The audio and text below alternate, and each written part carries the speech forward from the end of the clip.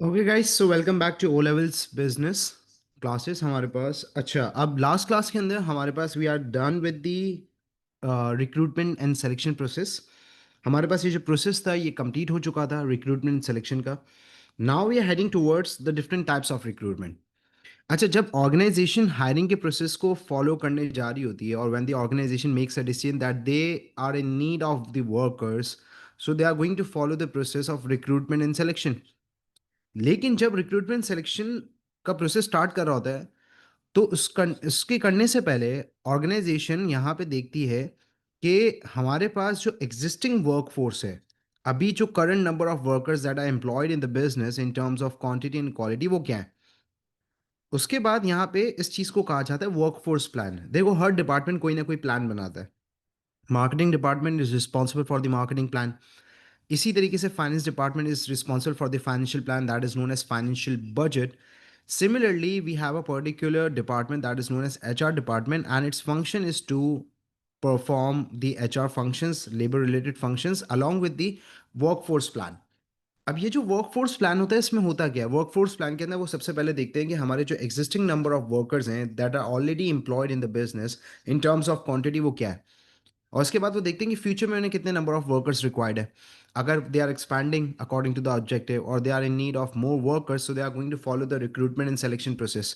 अब जब ये रिक्रूटमेंट सिलेक्शन प्रोसेस को फॉलो कर रहे होते हैं तो they understand that there are two different types of recruitment. अब हमारे पास यहाँ पे दो डिफरेंट टाइप्स की रिक्रूटमेंट है, और you can say there are two different ways of recruiting employees in the business. One is known as internal recruitment and the other one is known as external. So there are two methods of recruitment, or there are two different types of recruitment, internal और external. अब ये जो internal recruitment है और ये जो external recruitment है, इसके बीच में difference क्या है? What is the difference between the internal and external recruitment? Let's understand. Internal recruitment का मतलब है हमारे पास when an employee is hired within an organization. सब विद इन एन ऑर्गेनाइजेशन, इसका मतलब क्या है कि यहाँ पे हमारे पास एग्जिस्टिंग एम्प्लॉई है, उसे ही यहाँ पे फॉर एग्जाम्पल प्रमोट किया जा रहा है, लेट सपोज। तो यू कैन से कि हमारे पास जो ऑर्गेनाइजेशन में प्रमोशंस होती हैं of the individuals, they are the example of the internal recruitment. कि लेट सपोज हमारी ऑर्गेनाइजेशन में a person was working as an assistant manager. अब हम उसे यहाँ पे प्रमोट करके उसी ऑर्गेनाइजेशन का क्या बना रहे हैं, मैनेजर बना रहे हैं। कि let's suppose he has the potential, he has the ability, he was closely working under the manager, so he knows that how the manager works, he is actually familiar with the working conditions and all. So we have found a potential candidate within an organization. तो हमने इसी assistant manager को promote करके organisation का क्या बना दिया, manager बना दिया। तो ये जो ऑर्गेनाइजेशन में प्रमोशन होती है, it is known as a internal recruitment. Let's take an example कि एक पर्टिकुलर एजुकेशन सिस्टम है, उसका ओ लेवल स्कूल भी है और ए लेवल्स कॉलेज भी है। तो अब let's suppose there is a vacancy in the A levels college. अब उसकी ओ लेवल्स के पर्टिकुलर स्कूल के अंदर let's suppose the subject is math. तो उस मैथ के टीचर को प्रमोट करके ए लेवल्स डिवीजन के अंदर भी बैचेस ऑफर किए जा रहे हैं। तो इसका मतलब क्या है कि यहाँ पे that particular college is considering कि हमारे पास पोटेंशियल कैंडिडेट है of the O levels who can teach A levels as well. तो हमने ये जो प्रमोशन करी है, it will be known as the internal recruitment, that we are filling the vacancy, we are filling the gap by considering the existing employee. तो जब इस type की हमारे पास रिक्रूटमेंट होती है तो इसको हम कहते हैं internal recruitment. This is known as the internal recruitment. External recruitment का मतलब है हमारे पास आउटसाइड एन ऑर्गेनाइजेशन। अब सर, आउटसाइड एन ऑर्गेनाइजेशन का मतलब क्या है? What is the concept of outside an organisation? Outside an organisation का मतलब है from outside the business. That means a new employee will be hired in the business. अब नए एम्प्लॉय को हायर करने, लेट सपोज रीज़न हो सकता है कि शायद हमारे पास जो एग्जिस्टिंग वर्कर्स है they are already occupied, they are fully occupied, उनके पास टाइम नहीं है, या we are in need of new skills, whatever the reason is. The concept is to understand कि एक्सटर्नल रिक्रूटमेंट का मतलब है कि हम we are going to follow the recruitment process, advertisement करेंगे, लोग अप्लाई करेंगे, and then we are going to select an individual. So this is known as the external recruitment, कि एक नया एम्प्लॉय हमारे पास हमारे बिजनेस के अंदर हाई किया जा रहा है। अब से ये जो एक्सटर्नल रिक्रूटमेंट का प्रोसेस होता है हमारे पास, इसके अंदर we have to follow the whole process. It means कि हमारे पास वो बंदा बिल्कुल नया है, न्यू एम्प्लॉय है, जिसका मतलब क्या है, he is not familiar with the business, उसको उस बिजनेस के बारे में नहीं पता, he is new to an organisation. तो जब इस टाइप की रिक्रूटमेंट होती है, it is known as external recruitment. Now the thing is that we need to understand is कि इंटरनल रिक्रूटमेंट और एक्सटर्नल रिक्रूटमेंट की सूटेबिलिटी क्या है। when the internal recruitment is suitable and when the external recruitment is suitable, we need to consider the suitability. Direct question ऐसा तो नहीं है हमारे पास, वी नो कि इंटरनल एक्सटर्नल रिक्रूटमेंट होता है कि इट्स वेरी इजी, लेकिन हमारे पास एग्जामिनर इस तरीके से आपको असेस कर सकता है कि यू मस्ट नो कि व्हाट इज द सूटेबिलिटी, कि in which particular situation internal recruitment should be follow and in which particular situation external recruitment should be follow. तो we need to understand the suitability of the internal and external recruitment कि when the internal recruitment is suit. तो हमारे पास number one situation is when the potential candidate is available, when the organization is in need of an employee, तो when the organization checks internally, तो हमारे पास कोई बंदा है ऑलरेडी जिसके पास पोटेंशियल है, जिसको प्रोमोट किया जा सकता है, जिसकी स्किल्स क्वालिफिकेशन पोटेंशियल उस पर्टिकुलर पोस्ट के लिए सफिशिएंट है। So in this case, when the organization has the potential candidate and the organization has a growth culture कि हाँ वो internally लोगों को promote करके grow करवाना चाहते हैं, so in that case internal recruitment हमारे पास ये follow की जाएगी। नंबर टू, हमारे पास वैकेंसी अगर शॉर्ट टर्म टेम्परेरी बेसिस पे, तो it is not advisable to follow the external recruitment, क्योंकि external recruitment process is time consuming. पूरी एडवर्टाइजमेंट होती है, टेस्ट कंडक्ट होते हैं, इंटरव्यूज होते हैं, तो it's a time taking process. तो ये जो शॉर्ट टर्म टेम्परेरी है ना, इस चीज़ को यहाँ पे ज़रा समझिएगा। Short term temporary, let suppose the manager is on vacations या manager is off for the training, एक महीने के लिए आउटसाइड द कंट्री ट्रेनिंग के लिए गए हुए हैं। तो जब आउटसाइड द कंट्री ट्रेनिंग के लिए गए हुए हैं, तो वी नीड टू अंडरस्टैंड कि यहाँ पे एक महीने के लिए we are in need of the manager. तो it is not advisable to follow the external recruitment process कि भाई एक नया बंदा हायर करें, उसका इंटरव्यू कंडक्ट करें। नो, हम उसी में से किसी बंदे को आइडेंटिफाई करेंगे who has the potential and he will be promoted on the post of the manager to perform the functions. Simple. School के अंदर हम देखते हैं कि कोई पर्टिकुलर टीचर 10-12 दिन के लिए ऑफ पर हैं, तो जो सब्सटीट्यूट टीचर होते हैं दे टुक द क्लासेस और they take the classes, they conduct the classes. तो that is a suitable situation कि number one when we have the potential candidate, number two when the vacancy is short term temporary। External recruitment कब suitable होती है हमारे पास, number one, no potential candidate is available. जब potential candidate आपके पास available कोई भी नहीं है, you do not have any particular potential candidate in the business, तो इसका मतलब क्या है कि now you have to follow the external recruitment process, क्योंकि नई स्किल्स रिक्वायर्ड हैं। शायद ये भी हो सकता है हमारे पास कि when the new skills are required, let suppose एक पर्टिकुलर कॉलेज है, वो एक नए सब्जेक्ट ऑफर करने जा रहा है this year, environment management, global perspective. ये सब्जेक्ट्स पहले ऑफर नहीं करता था वो। Now that particular college has decided to offer these subjects, तो now they need the subject specialist, तो now they are going to follow the recruitment and selection process, जिसमें वो एडवर्टाइज करेंगे because they are need of a new employee. The new skills are required. Number two. Number three, long term permanent vacancy. When an organization has a long term permanent vacancy, so in that case, the organization is going to follow the external recruitment process. कि हमारे पास permanently vacancy आ गई, let suppose the manager has resigned और that is a retirement of any particular employee, so now it will lead to the permanent vacancy, so now the business is going to follow the external recruitment क्योंकि शायद potential candidate भी नहीं है हमारे पास और long term permanent vacancy आ गई है, so the organization is going to follow the whole recruitment and selection process। So this is the difference between the internal and external recruitment, along with the situation and the suitability when it should be followed. Okay, guys, now let's understand what are the advantages and disadvantages of the different types of recruitment. Okay, agar, for example, if an organization follows the internal recruitment, what are the advantages, disadvantages, and what are the advantages and disadvantages of the external recruitment? So, Ajay, let's start. Advantages of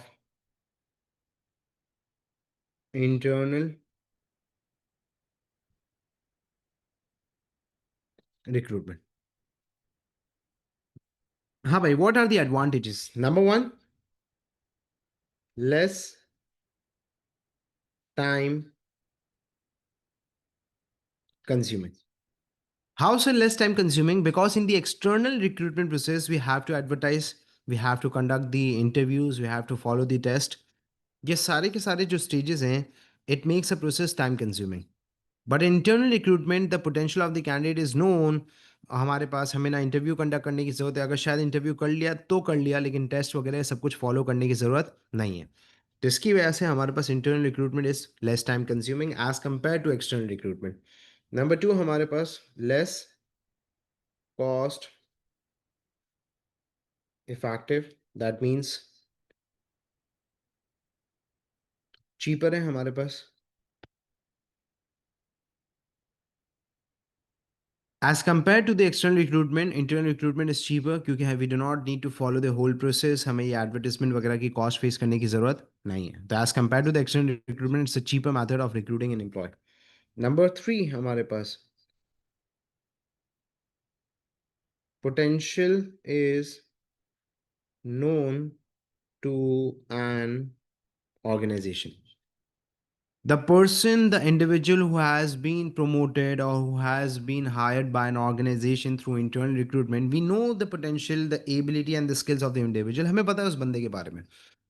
तभी उसी basis पे हमने इसको promote किया है कि ये able है, इसके पास स्किल्स हैं, इसके पास पोटेंशियल है, इसको अगर हम प्रमोट कर देंगे तो we are making a right choice. So the potential of the candidate is known to an organisation, मतलब there is no fear of unknown. क्योंकि जब हम एक्सटर्नल रिक्रूटमेंट करते हैं, there is a new employee. भले वो जॉब करता था एक्सपीरियंस, लेकिन still he is new to our business, he is new to us. तो we there is a fear of unknown, but in this case there is no fear of unknown because the potential of the candidate is known to an organization. Number four, no cost of induction training. अब sir, no cost of induction training का मतलब क्या है? What is induction training? Induction training का मतलब होता है कि it is known as an introductory training. अब सर, ये इंट्रोडक्टरी ट्रेनिंग क्या है हमारे पास? When the organization hires a new individual, so he is not familiar with the working environment, conditions, our rules and regulation, terms and conditions उसको नहीं पता. भले वो experience है, he was working in the other organization, he is familiar with the business and all, कि किस तरीके से business होता है, लेकिन he is not familiar with our business. उसको हमारी वर्किंग कंडीशंस के बारे में नहीं पता, हमारे पर्टिकुलर रूल्स के बारे में, हमारे इन्वायरमेंट के बारे में नहीं पता. तो जब दिस इज द केस, तो यहाँ पे ऑर्गेनाइजेशन एक ट्रेनिंग प्रोवाइड करती है to the new employees, that is known as introductory training या फिर इंडक्शन ट्रेनिंग. और जब इंडक्शन ट्रेनिंग प्रोवाइड करती है, तो उसके अंदर होता ये कि they make the individual familiar with the working environment and the conditions. That is known as the induction training. तो अगर एक बंदा इंटरनली रिक्रूट हुआ है, तो उसके बारे में तो हमें पता है. So there is no cost of induction training as well. Number five, हमारे पास motivation for others as well. अच्छा, मोटिवेशन फॉर द अदर्स का मतलब हमारे पास क्या है?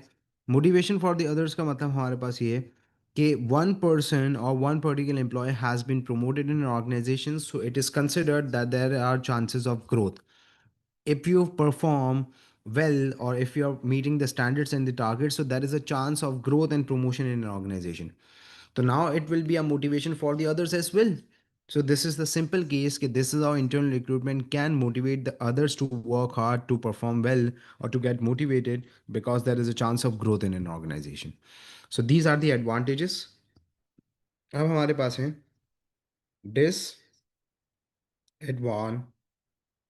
disadvantages of external recruitment. अब sir what are the disadvantages of the external recruitment, आ जाए लेट्स अंडरस्टैंड कि what for example if an organization follows the internal recruitment, what can be the drawbacks and what can be the disadvantages. Number one, हमारे पास no inflow of new ideas and skills. जैसे कि हमारे पास it's an advantage that the potential of the candidate is known to an organisation, so on the other hand it's a disadvantage as well कि that same person will be promoted in organisation, क्योंकि अगर हम external recruitment करते, नया employ आता तो अपने साथ वो अपनी स्किल्स, आइडियाज़, एक्सपोजर, दूसरी ऑर्गेनाइजेशन के एक्सपीरियंसेस लेकर आता। तो इंटरनल रिक्रूटमेंट के अंदर सॉरी हमारे पास डिसएडवांटेजेस ऑफ द इंटरनल है, my bad, disadvantages of the internal recruitment है। तो जब हम इंटरनली किसी बंदे को प्रमोट कर रहे हैं तो there is will be no inflow of new ideas and skills, the same person has been promoted, तो अगर हमें पोटेंशियल पता है तो on the other hand there will be the no inflow of new ideas and skills, it's a disadvantage. Number two हमारे पास why not me jealousy factor. अब sir why not me jealousy factor का concept क्या है हमारे पास? Let's suppose there were two subordinates under the manager. One has been promoted, one hasn't. They both were working at the same stage, and both belong to the same position on the organization structure. एक को promote कर दिया, एक को promote नहीं करा। तो इसका मतलब क्या है कि the person who has not been promoted by an organisation, तो वो यहाँ पे जेलस हो सकता है। वो यहाँ पे शायद जो है वो एनवीएस जो होता है हमारे पास, जेलसी होती है कि यार इसको प्रमोट कर दिया, इसको क्यों प्रमोट कर दिया, मेरे पास भी वो है, मैं भी सेम काम से काम कर रहा हूँ, मैं भी सेम पोस्ट पे काम कर रहा था, वाई हिम। तो why not me jealousy factor का मतलब क्या है कि one particular person who has not been promoted in an organisation will feel कि jealous with the other person. तो ये भी हमारे पास इंटरनल रिक्रूटमेंट का एक बहुत बड़ा ड्रॉबैक है, jealousy factor amongst those who have not been promoted. इसके बाद हमारे पास है disturbance in an organisational structure. अब sir disturbance in an organisation structure का मतलब क्या, how the disturbance will take place? Let's suppose assistant manager has been promoted as a manager, so now there is a vacancy of assistant manager. तो कोई ना कोई बंदा assistant manager पे, कोई ना कोई बंदा उसकी जगह पे, so this is how the whole organisation structure will be disturb, changes of position in the organization structure and all. Number one. Number two, अगर लेट सपोज हम वाली एग्जांपल लेते हैं सबॉर्डिनेट्स वाली, कि दो subordinates, there are two subordinates and there are colleagues, तो उसमें से एक बंदा प्रमोट हो गया, तो कल तक जो बंदा मेरा कुलीग था आज वो मुझे कमांड्स ऑर्डर्स पास करेगा। सो दिस इज द डिस्टर्बेंस कि हाँ, अब एक बंदा जब जेलिस होके आगे बढ़ गया है और एक बंदा जो है वो पीछे रह गया जेलिसी की वजह से, या जो भी जेलिसी उनके बीच में, तो now it is going to create the disturbance. Informal communication होगी शायद कि यार मेरा तो दोस्त है, चल लेगा, बात है, मसला नहीं है। स्लोअर डिसीजन मेकिंग होगी, इनफॉर्मल कम्युनिकेशन होगी। तो it is going to affect the overall it is going to affect the overall culture, और it is going to bring in the disturbance in the overall organisational culture. So these are the disadvantages of the internal recruitment. अब आपने करना क्या है कि जो advantages of the internal recruitment है, they are going to become the disadvantages of the external recruitment, और जो disadvantages of the internal recruitment है, they are going to become the advantages of the external recruitment. तो you need to understand कि हाँ हमारे पास इस तरीके से होगा, advantages of the internal recruitment, disadvantages of the internal recruitment convert हो जाएंगे, वाइस वर्सा ऑपोजिट हो जाएंगे। तो you have to do it by yourself. ठीक है, we are done with the internal and external recruitment. Now guys we are heading towards our topic that is known as employment contract. Now sir, what is employment contract, आ जाए समझते हैं जरा। Employment contract basically हमारे पास, you can say it's an agreement that is signed between an employer and employee, or you can say कि it is a basic thing that provides a job security to the employee. अब let's suppose for example अगर मैं कहीं पढ़ाने जाता हूँ या for example any particular college hires me, तो यहाँ पे I need a contract for the job security कि हाँ, कि मैं इस पर्टिकुलर कॉलेज के अंदर पढ़ा रहा हूँ या पढ़ाऊंगा. If there is no contract, so it means there is no proof that you are going to work in this organization or you are working in this organization. तो you need to understand कि हमारे पास जो employment contract होता है, it's an agreement but it provides a job security कि हाँ, कि मैं इस organization का part हूँ, the terms and conditions under which I am hired.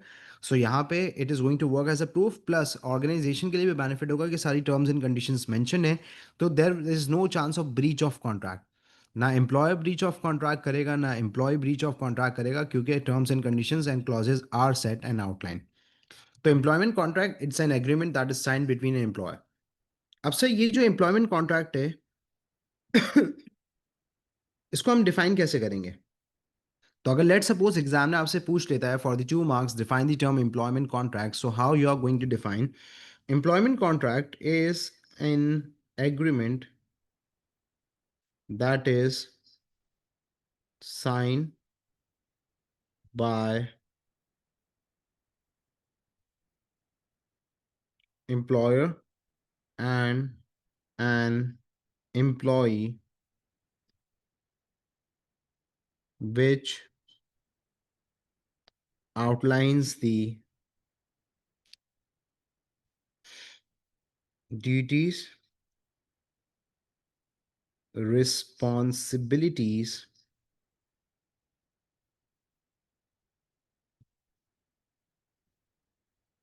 and working conditions involved in a job. Simple. So this is known as an employment contract, जो कि सारी चीज़ों को यहाँ पे क्या कर देता है, आउटलाइन कर देता है. अब ये तो एम्प्लॉयमेंट कॉन्ट्रैक्ट के लिए हमारे पास कॉन्सेप्ट हो गया for the 2 marks. Now we need to understand कि sir what are the elements, what are the things that are included. अब लेट सपोज एग्जामिनर ने आपसे पूछ लिया identify 2 elements of the employment contract और the 2 features of the employment contract. तो you must know कि what are the things that must be included in the employment contract. तो आज लेट्स डिस्कस हमारे पास the elements of employment contract. हाँ भाई, क्या एलिमेंट्स हो सकते हैं हमारे पास? What are the elements of the employment contract according to you? क्या क्या चीजें अगर आप एम्प्लॉय होंगे तो what are the things that you are going to include in your employment contract? Number one, हमारे पास सबसे पहली चीज नेम ऑफ एन एम्प्लॉय.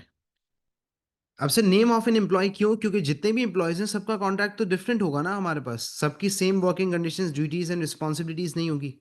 सबकी पे स्केल या सबकी जो सैलरी होगी या जो भी कंपनसेशन फॉर वर्क होगा वो सेम तो नहीं होगा. कंपैरेटिव पे स्ट्रक्चर है, कोई ज़्यादा एक्सपीरियंस है, ज़्यादा क्वालिफाइड है, किसी की पोस्ट ज़्यादा बड़ी है तो उसको ज़्यादा पे मिलेगी. तो name of an employee will be mention कि हाँ this contract belongs to him, this contract belongs to him.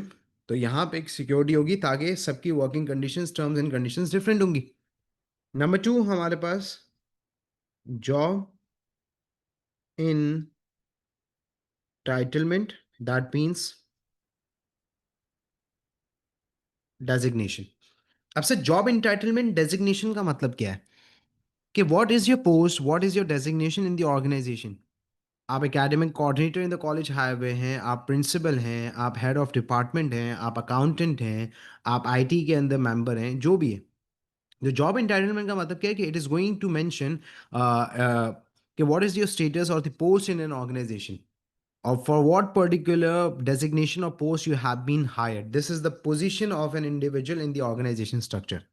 Number two. Number three, हमारे पास duties and responsibilities. अब सर ड्यूटीज एंड रिस्पॉन्सिबिलिटीज कि ये सारी चीज़ें आपको करनी है. Let suppose I Monday to Thursday आपको 8 to 10 एक पर्टिकुलर कॉलेज के अंदर पढ़ाना है. ठीक है, सिलेबस आपका टाइम पे खत्म होना चाहिए, this is the deadline. You have to check the papers after the exams, after 4 days और 5 days of the exam. You have to attend the PTM, GSM, ये सारी चीज़ें। It's your duties and responsibilities for which you will be accountable, कि अगर ये चीज़ें पूरी नहीं होती हैं तो now the organisation can ask the question and you are answerable and accountable to the organisation. That is the duties and responsibilities. Number 4, holiday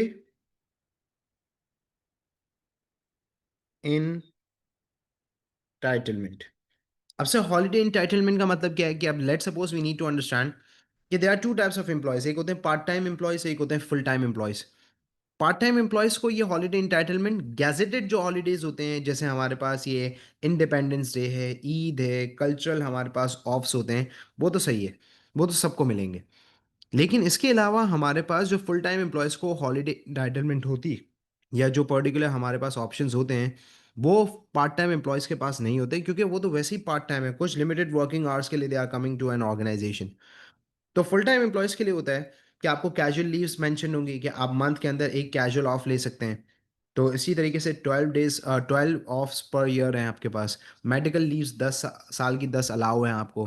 फिर मैटरनल पैटर्नल लीव्स आपको अलाउ हैं। तो ये सारी जो हॉलीडे इंटाइटलमेंट है वो सारी यहाँ पे मेंशन होंगी, कि ये पर्टिकुलर हॉलीडे इंटाइटलमेंट है, और ये पर्टिकुलर आपके पास डेज होंगे और नंबर ऑफ डेज होंगे जिसके अंदर आपको ऑफ मिल सकता है बिकॉज ऑफ दीज रीजंस, ये भी आपके पास मेंशन होगा।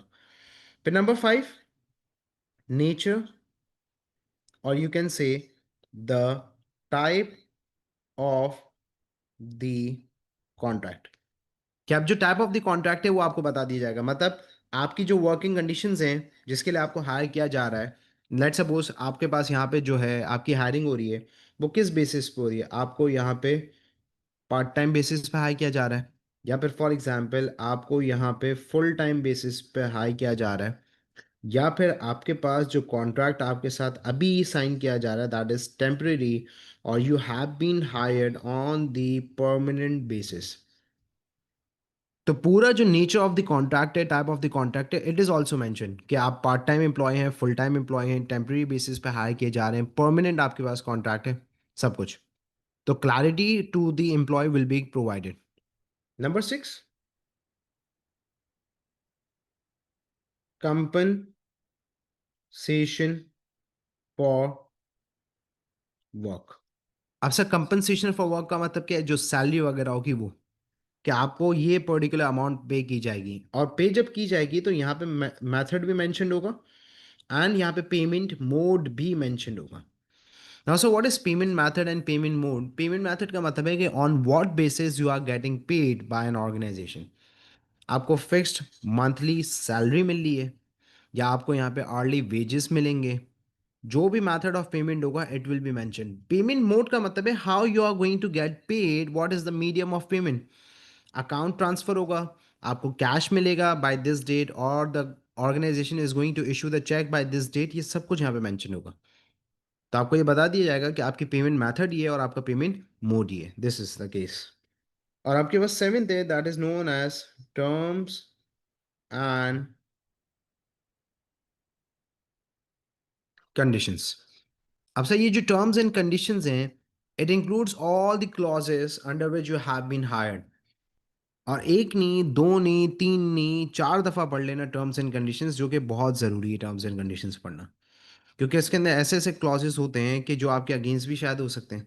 क्योंकि एम्प्लॉयमेंट कॉन्ट्रैक्ट फॉरेन से तो एग्रीमेंट नहीं होगा ना, पहले तो आर्ग्यूमेंट होगी, कि हाँ, आर्ग्यूमेंट का मतलब ये कि यहाँ पे एम्प्लॉयर कहेगा इतने पैसों में काम कर लो, एम्प्लॉयर कहेगा नहीं मैं इतने पैसों में काम करूंगा, तो it is type of bargaining होगी हमारे पास। तो यू नीड टू अंडरस्टैंड कि हमारे पास जो एम्प्लॉयमेंट कॉन्ट्रैक्ट है, at the first place it is known as an argument, then it is converted into an agreement. एक सर्टेन पॉइंट पे आके दोनों पार्टीज हमारे पास एम्प्लॉयर एम्प्लॉय क्या करेंगे, एग्री करेंगे। तो जो टर्म्स एंड कंडीशंस हैं हमारे पास, वो वहाँ पे सारी चीज़ें, रेगुलरिटी के रिलेटेड पॉलिसीज, पंक्चुअलिटी के related policies, clothing attire that you have to follow उसके रिलेटेड पॉलिसीज, बिहेवियरल इश्यूज के related policies, and zero tolerance policy, ये सब कुछ वहाँ पे मेंशन होंगे। तो ये जो क्लॉजेज होंगे टर्म्स एंड कंडीशंस, ये आपको इग्नोर नहीं करने। जैसे आपका सॉफ्टवेयर अपडेट के अंदर आपके पास आते हैं और आप कहते हैं I agree, terms and conditions को इग्नोर कर देते हैं। एम्प्लॉयमेंट कॉन्ट्रैक्ट के अंदर टर्म्स एंड कंडीशंस को आपको इग्नोर नहीं करना। अगर आपने इग्नोर किया तो शायद there is a chance you may regret later, क्योंकि अगर जैसे ही टर्म्स एंड कंडीशंस आप खत्म करेंगे उस पर बाद आप साइन करेंगे, if you have signed a contract, तो खत्म केस यहाँ पे। अब वो टर्म्स एंड कंडीशन चेंज नहीं हो सकती क्योंकि आपने उस पर एग्री कर लिया है and the proof is your signature. तो after that particular thing, terms and conditions वहाँ पे एम्प्लॉयर और एम्प्लॉय दोनों के साइन है।